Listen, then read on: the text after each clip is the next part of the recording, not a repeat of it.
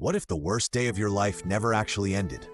What if you woke up every single morning carrying a weight so heavy, it crushed everything good inside you?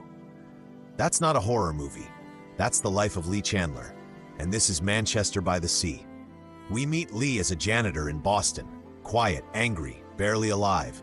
He fixes pipes, shovels snow, and gets into bar fights for no reason. This man is not living, he's just existing. Then one phone call changes everything. His brother Joe has died of a heart attack. Lee has to go back home to Manchester by the Sea, the one place on Earth he never wanted to see again. We don't know why yet, but we can feel it. Something terrible happened there. When Lee arrives, he gets hit with news he didn't expect. Joe left him as the sole guardian of his 16-year-old nephew Patrick. Lee's reaction isn't touched or honored. He's almost panicked. He says flat out, "I can't be his guardian." But nobody understands why. Not yet. The movie starts jumping between past and present. And this is where it gets painful. In the past, we see a totally different Lee. He's laughing, he's got a beautiful wife named Randy, he's got 3 kids, he's got friends, he's got a life. This man was happy once. So what happened? One winter night, Lee goes out to buy beer and leaves a fire going in the fireplace. Just for a few minutes.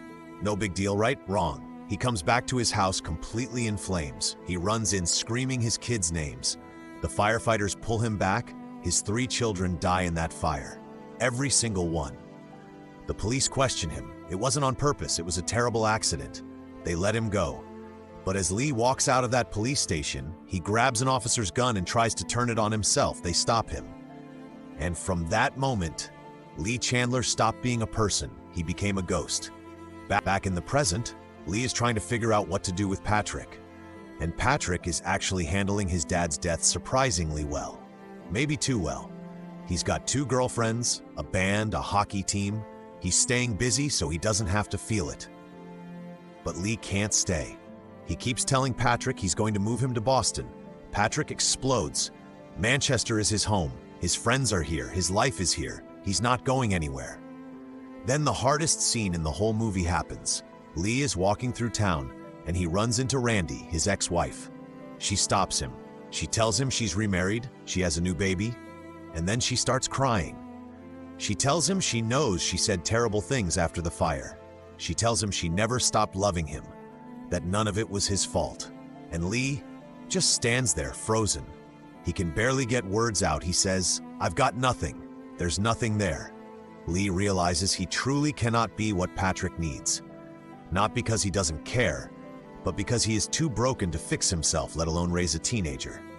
He finds Patrick a good home with his hockey coach's family. He gets Patrick a bigger boat, something Joe always wanted for him. And at the end, Patrick asks Lee if maybe someday he could move back, get a bigger apartment, make room.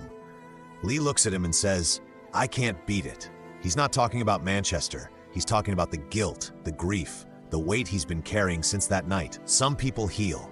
Lee Chandler just learns to carry it. Manchester by the Sea doesn't wrap things up nicely. It keeps it real. And sometimes the truth hits way harder than a happy ending ever could. If you felt that, subscribe. Because every week we break down movies that actually make you feel something. You don't want to miss what's coming next.